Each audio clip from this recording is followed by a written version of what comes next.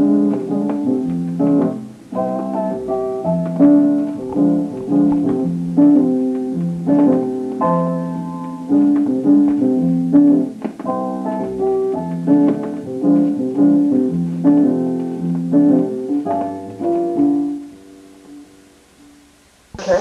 Grandma, we know you had a birthday yesterday, the 26th of February, 1982.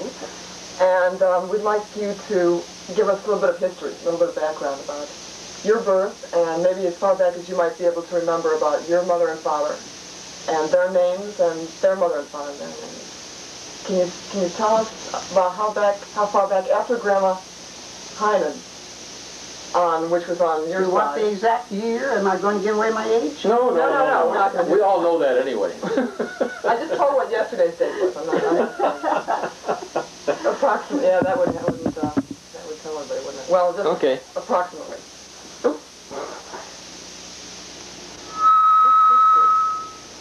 You got too much in me though, Dad. Not enough of Granny. All right. Too much in back of me. Yeah, you move over a little closer. There we go. That's it. Good. Yeah, on the screen. And that's good of you, Mom. Can I get the feedback? Okay, go ahead, you're on. I was born in Chicago, on the exact location where the Montgomery Ward building is now located, at Hawthorne Court. No, talk to Lana. You want to? That's it. Huh? On Larrabee. Forget the cameras here. The other street was,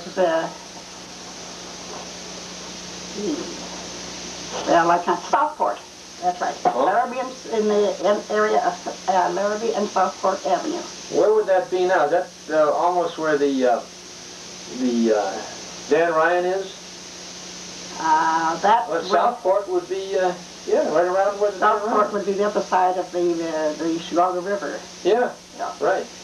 And if we were, I think at the time, I believe that we belonged to the Holy Name Cathedral Parish. Oh, yeah. Okay, that was all right.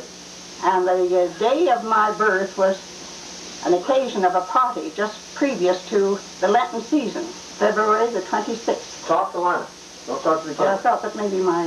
No, that's all right. You're coming through. That's good. Talk to Lana.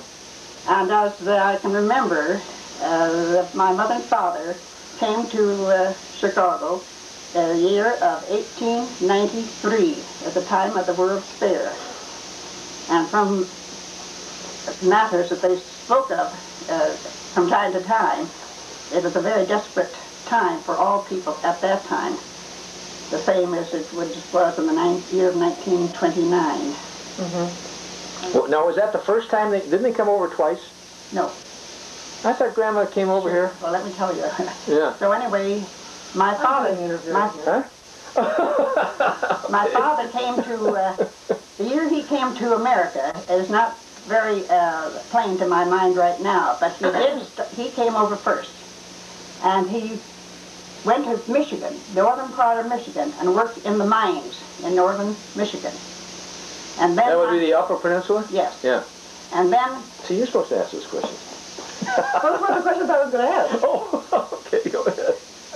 Yeah. Then later, when Mother came, he came to Chicago after he worked in the mines for a limited time. Now that was Charles Heynen, right? Charles Heynen. Now, what were the salt mines or what? No, coal mines. Coal or iron? I think it was the iron mines. There were iron mines. Up in, okay, iron mines. Right. And there are friends that were people from Belgium, where he was born and where he came from, that were working up there, and that was the reason why he went to northern Michigan. Mm-hmm. And then, as I said, when things, I guess, became a little bit pressed, why he came to Chicago, and then is when my mother came over. She came over from Belgium. Yeah, she came from Belgium then with a family of 5 children. You weren't born yet? Wait a minute, no, 4 children, I'm sorry. Yeah, you weren't born yet? No. No, they haven't even met yet. Well, no. Wait a minute. I wasn't born until after we came to Chicago. Yeah. That's where the rest of the family were all born in Belgium. I was the only one that was born in America and in the city of Chicago. So you had 5 brothers and sisters? No, you had 3 brothers and 2... 3 sisters and 2 boys. What were their names? Nettie was the oldest. Mm-hmm. In fact, her name was really Joanna. Mm-hmm. Alphonse.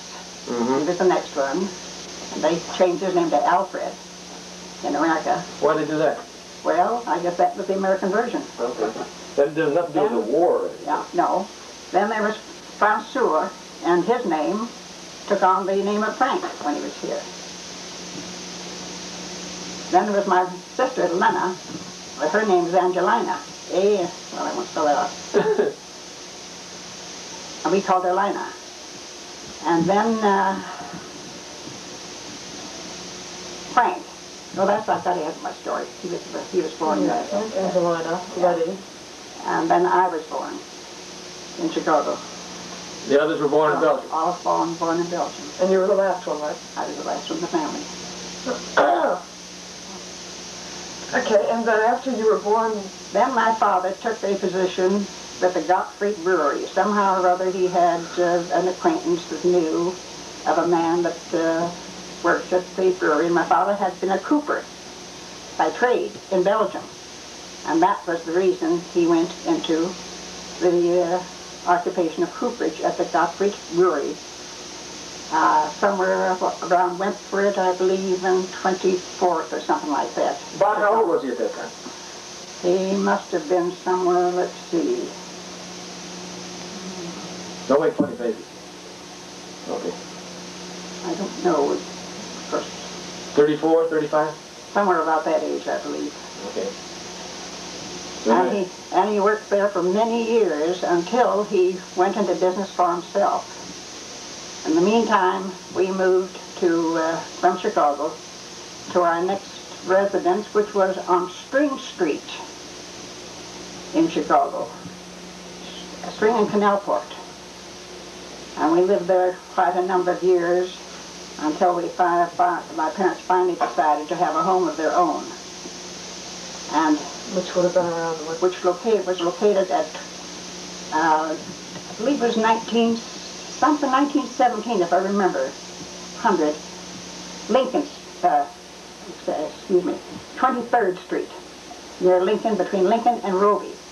Robie is now called Damon Avenue. Mm-hmm. And we lived right across from the Whittier School, public school. Now all the rest of the family had schooling at Catholic schools. In Belgium? Belgium and in America. Mm-hmm. But then, because the school was so close, and our Catholic school, which was St. Pius, was at 19th and Ashland, was so far away, naturally, my parents felt that it was easier to send the children to the public school across the street. Yeah. Which my sister, Lana, and my brother Frank, and I attended, and all three of us graduated from there. What was the name of that school again? Whittier. Whittier. Which is still, Public school, yeah. it's still located at the same location. Yeah. And all three graduated from that school. And then my sister, Lena, was educated at St. Pius College. They had a business school there. And after she graduated from that, of course, she obtained a position with the Chicago Mail Order House on Cottage Grove and in Cottage Grove Avenue, somewhere around 30th, I think, Street or something like that, near the White Sox Park. Naturally, I had to Talk to Lana. I had to find my way in the world, and not having any particular, what you would say, would it be choice. I just decided that since my sister had made a success of her career, that it was just as well that I go into a business course. And I also attended St. Pius Business College. And after a period of about, I think it was 3 months, which was all that it took to fit us for a, I would say more or less a secretarial position. Now, how old were you then? I was 14 years of age. And you were taking a secretarial course? At 14? Well, I wouldn't say exactly a secretary, of course, but I was the only employee in the office that I was placed in when I got a position. And so I was naturally responsible for anything that went on in that office, and I would consider myself a secretary. So you could get a job at 14 then? Yeah. And this was around I was 14 when I graduated, and I would say, no, I was about 15. I was graduated in June, and was 14, and I went to business school I think they started in January, and I think finished 3 months later. That was maybe 15 years of age. 15. And I obtained a position through the Oliver Typewriter Company. That was the way we obtained our positions in those days. We didn't have to pay for our employment placement. These were all through the school. Through the school and the typewriter company that we had learned our typewriting on. Did you have to pay to go to the school? Yes. Did you? Yes. I don't remember just where it was, but I don't think it was too much. And the Oliver typewriter was the typewriter that I had more or less, I don't know whether I was chosen or whether it just was the typewriter that the school had, but that was what I had learned my typing on. And so the Oliver Typewriter Company placed me in my first position, which was with the McFarland and Conson Lumber Company on Loomis, and I would say almost close to the river on the west side. And I had to walk about 6 blocks without any sidewalks on the street to get to the office where I was employed. So you see, I wasn't choosy as to what place I was going to work at. And I worked there for a couple months, and the bookkeeper's name was Sophie Drakowski. And of course she was a very nice girl, but I wasn't too fond of the employer, so I quit. Well, what was the problem with the employer? After 2 months? I hesitate to say. Oh, was he, can we say he was over-aggressive? Yes, I would say so. So in those days, we were also harassed. And I simply said I was quitting. Yeah? And, of course, Sophie says, well... Well, Sophie apparently could handle the deal. Yeah, but I couldn't. Well, you were only 15. I walked out. Good for you, Graham. Well, I was getting $8 a week. Wow. How many hours did you work? Oh, I would say from 8 to about 5. So you're working 40 hours, 5 days a week? Yes. No, I think we even worked Saturdays. I don't remember that we had Saturday off at that time. So you were working 6 days a week? I can't remember, but I doubt whether we had a day off that I can remember. The next position was then, I think, at in the Unity Building in Chicago, which is still standing opposite the City Hall. And you might have been, what, about 16 then? I was then about 16. Oh, well, I want to tell you this. So when I applied at this place, a gentleman looked at me and said, "How old are you?" And I said, 15 and 9 months. He says, "I can easily tell you're not 16. This is true. How do you know you weren't 16? Well, I guess I looked like I was 15 and 9 months. And he was, I would say, well, he was supposed to be a patent lawyer.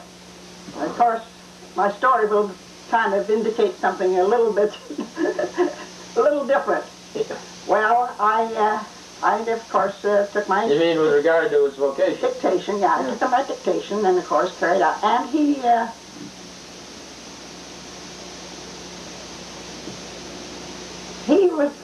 would have men come up with their patents. Even one day, a man came up with a bicycle up the freight elevator, brought the bicycle up with a patent that he had on the bicycle.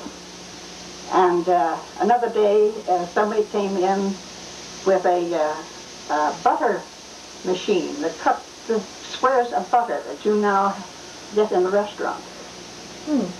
And that must have been before my time, because he had a patent on that.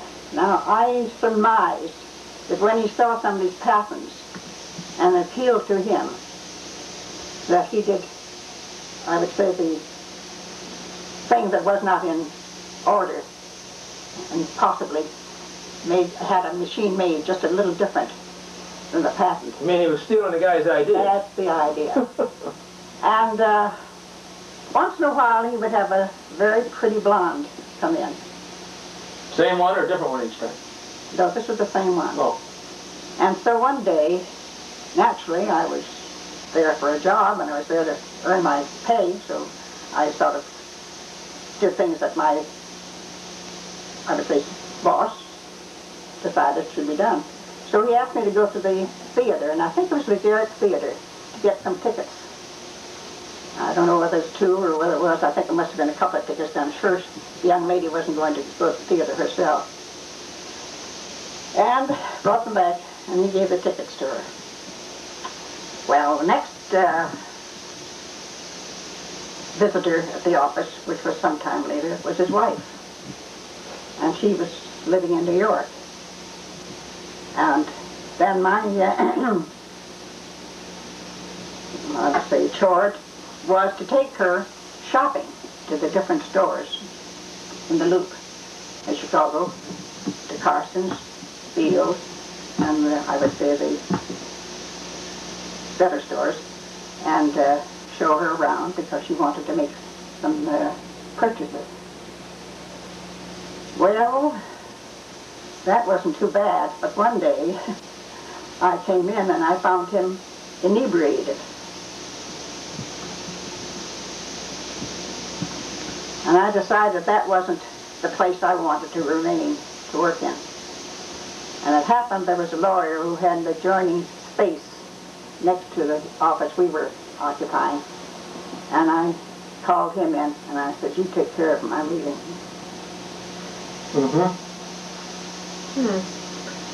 So, you didn't have anything like unemployment insurance? No, but I never lost a job. You were never out of work a day, were you? No, I always got another job. You quit one job and moved into another one. Sure, I was like Chrysler. Well, but I didn't have 55 jobs like him. Yeah. The next thing was, I've never heard of anybody with such working bosses. Well, you have been out in the world. Yeah. See, we had to make our way in the world that time. There wasn't anybody chaperoning us. The next thing was I got a position in the same building. Well, when you told your mother and father what was going on in your office? I didn't tell them anything. Did you? No, I was capable of taking care of things myself. And they never questioned me as long as I brought home the pay. Yeah, were you, how much did you have to pay out of your pay for room and board? We didn't. Oh, no. Our parents wouldn't tolerate that. If you were a boarder, you just lived someplace else. We gave up every penny of our salary, and we got an allowance. And my allowance at that time, after I worked, was $1. So you made $8 a week, and you had to give your parents $2 of it. Or you had to give your parents $7 of it, and they gave you $1 back. We gave them $8, and then they gave us $1 back. Yeah, if you behaved yourself. I don't know. We didn't have that sort of difficulty. But they did feed you and clothe you. And, yes. But as far as the clothes was concerned, they had the last word on what we were to purchase. And I came home one day that I thought, which was a very lovely coat.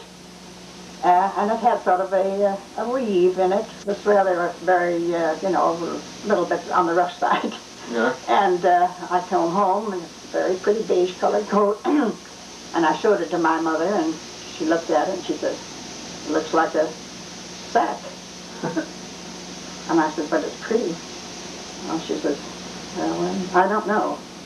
Well, that was enough to say that my mother didn't agree to it. So I took the coat back, and I purchased a 2-piece red suit. And I must say that I got more use out of the 2-piece red suit than I would have gotten out of the coat. So I think my mother maybe was the better judge. Grandma, what was your mother's maiden name? Marie. I mean, Maria was the proper name in Belgium, but they just called her Marie here, M-A-R-I-E. And her family name before she got married? Dom, D-O-M. D-O-M? Pronounced Dom? Dom. Mm-hmm. And did she Was she outstanding or anything before she got married, or was she... Yes, in this respect. She was the one of the youngest children in the family. And somehow or other she had a very passive nature. And her father was in the Manila rope business. Manila rope? Manila rope, which was those big coils of rope that you see that are used for ships when they anchor the boat to the dock. And he had gotten a high reward. In fact, he got 2 medals. Must have been possibly some industrial organization that awarded him these 2 medals for the most durable and best Manila rope making in quality as well as strength. And this was I imagine he had a shop of his own, and he had to have an apprentice, of course, to help him. And I imagine that in those days it was rather expensive to employ somebody, so he used members of the family to assist him. And my mother happened to be the only one that could take either criticism or, I would say, obey his orders as to how to do things. The pressure, maybe. That's right. And so she was more or less the one that was called on when he needed extra help. In that way, her schooling was rather affected. And naturally, she didn't get to finish school as she might have if she hadn't to that service to respond to. And for that reason, when she came to America and had to write letters to us, she used the first reader that the family had to write her letters, word for word, letter for letter. So sometimes it took her, I would say, almost a half morning to get a letter off to her relatives or her parents back in Belgium. And the same to us. When she wrote to us later on in life, she did the same thing. But we always got our letters. And I still have some that she sent. So she helped her father in his Manila rope industry. That's right. And then then how did she meet your father? She met him in Belgium. She met him in Belgium, and of course, I suppose, through some acquaintances, and he was in the cooperage business. Talk to her. And then he came over. Okay, you went through that. Okay. Then then we were where you got you left your second job, and you were going to go on to your third job. Your second boss was drunk? No. A lot? Inebriated. Inebriated. We're not going to use words like that. Sorry. You cut that out. Had imbibed. We'll censor that. Too often. You still have some relatives around. This. When we run this off on, on the Sorry, this was a quality Channel 9, why, there's going to be a couple of relations that may be interested in this. Let's see, now what did I do next? I believe then I located another position on Canal and Jackson Boulevard. The building has now has been demolished since then, and there's now a restaurant located on the first floor. But I was worked for the Hartman Printing Company. Was it Hartman? Well, anyway, it was a printing company. I can't remember whether that was the right name or not. But it was on the second floor, and I was engaged to operate the switchboard, as well as to take dictation and, of course, do the stenographic work for the proprietor of the business. The only recollection I have is that I found occasion to leave the switchboard quite often and go into the printing part of the building and watch the printing that was going on. And of course, I don't know whether I was fired or whether I quit that job. But I was there, I don't know how long I was there. But as I sat there, I could look down at the trains that were leaving the Union Station every day at 9:30, which was the chief for California. And I would see these passengers, of course, I would see high-class passengers, with their baggage getting onto the train. And I was thinking, Oh, I hope someday that I will be able to do that too.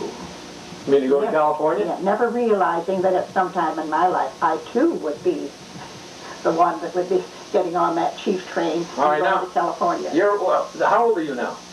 Oh, I wouldn't say I'm... No, at that time, you know, watching the train take off. I don't think I was any more than about 18 then. No romantic involvements up to that time? No. There was nobody that kind of... Oh, yes, sure. When I was 16. Yeah. When I was 16. Yes, we lived in an area where there were a number of young people, and due to the fact that I belonged at that time to St. Gall's Parish on the south side, which was located in the area of 55th and the Grand Trunk tracks. It was sort of a two-story, ordinary brick building with no signs of it being a church, but the church was on the first floor and the school was on the second. But we lived, at least about, I would say, fully 2 miles away from the church. And on Sundays, due to the fact that I guess I met at that time, I met the Heinbuch girls, which were neighbors of ours, on Archer and 51st Street. And of course they were of a Catholic faith, so we were very compatible. And although they never went to St. Gall's, they went to St. Agatha's Church and took the streetcar. But I was associated with some of the young people that belonged to St. Gall's, which had no transportation close by, closer than Kedzie Avenue, which was at least about 3 to 4 blocks away from the Grand Trunks Railroad. Well, did a lot of people go to high school? I mean, it sounds like you went out of grammar school. We did. My brother Frank went to high school 1 year.